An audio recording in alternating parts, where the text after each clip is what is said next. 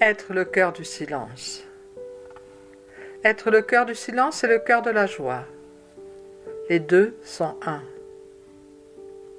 Continuez à rassembler l'énergie avec puissance et tendresse. Et naturellement ainsi, le cœur redevient le point d'équilibre. L'énergie repose là. Si l'on faisait une carte énergétique du corps humain divin, le cœur est le centre d'équilibre. Là repose l'énergie. De là rayonne l'énergie. Le fonctionnement normal de la physiologie humaine permet au corps éternellement de se régénérer, parce qu'à travers chaque souffle, le cœur offre l'énergie. Encore faut-il que le cœur soit redevenu le centre. La puissance de l'attention se doit d'être empreinte de tendresse. Et notez bien la différence entre l'attention et la volonté. Vouloir est l'ancien mode.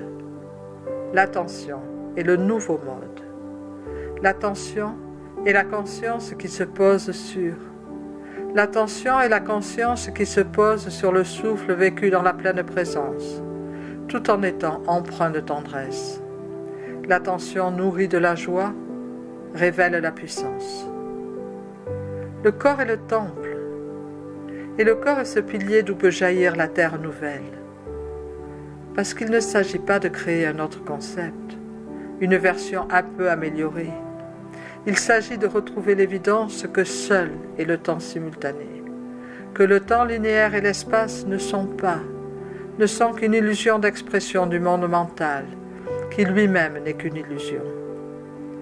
Il faut que la réalisation soit intégrée dans la structure du corps, pour qu'elle soit rayonnée et transfigure la terre. Transfigurée dans la simultanéité de maintenant. Transfigurée. Il faut bien choisir de s'établir à cette autre fréquence. Se poser simplement comme l'adorateur et l'adoré. Les deux sont un. Se poser comme cet océan de bonté, de tendresse et de joie qui est à l'origine de la terre, de la création. Être cela. Le rayonner comme les fleurs naturellement rayonnent leur parfum.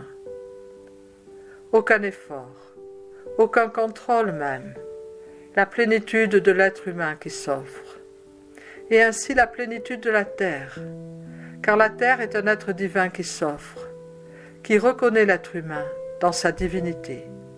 Gaïa le fait toujours. Elles sont erronées, les croyances qui dépeignent Gaïa comme considérant l'être humain petit, limité. Gaïa rend sa liberté à l'être humain en reconnaissant la divinité de l'humain. C'est bien cela l'invitation, n'est-ce pas?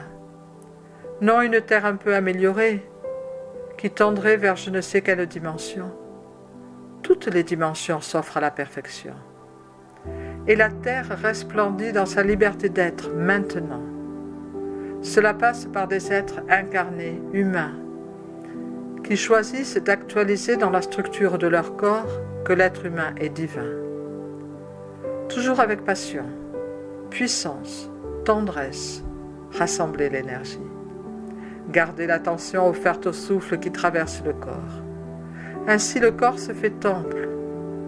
À partir du moment où la restauration de l'énergie est faite, où l'équilibre est retrouvé, le cœur est le centre et le point d'équilibre. Le corps est temple. Et dans le temple est chantée la gloire de la vie. Et du temple est rayonné l'amour incarné, la puissance des rayons. La beauté, c'est la fraternité. Non simplement la fraternité humaine, bien qu'elle soit belle cette fraternité. La fraternité du vivant. Tous, au-delà des règnes, des espaces, au-delà du temps, au-delà de l'espace, unis pour offrir l'amour à l'amour. Et dans cette union, le corps se pose, s'ouvre. Les cellules sont champs vivants. La norme est que les cellules éternellement soient nourries par le nectar de la joie. Le nectar de la joie spontanément est généré et coule à partir de la pleine présence au souffle. La pleine présence n'est pas une présence tiède, c'est la pleine présence. L'être humain qui fait le choix d'honorer la pleine présence au souffle, Cet être humain peut traverser les illusions du temps, de l'espace, pour s'établir. Elle est belle, la fraternité du vivant, simplement unie dans cette présence offerte au souffle qui traverse le corps, simplement unie dans cette pleine présence. La contemplation de l'être, conscience, félicité, la pleine présence. Ainsi, l'attention tout offerte au souffle, l'on initie un autre mode de fonctionnement. Vous remarquez, n'est-ce pas? Les cellules s'ouvrent, l'aura s'expanse. Et quelle que soit la perception ou le ressenti, l'intention reste à intensifier la présence, intensifier l'attention au souffle qui traverse le corps dans la simplicité et la puissance. Lorsque les cellules s'ouvrent, l'univers s'ouvre. Passer du rêve à la réalité, la seule réalité, celle de la terre-lumière et de l'homme humain divin. L'être humain divin.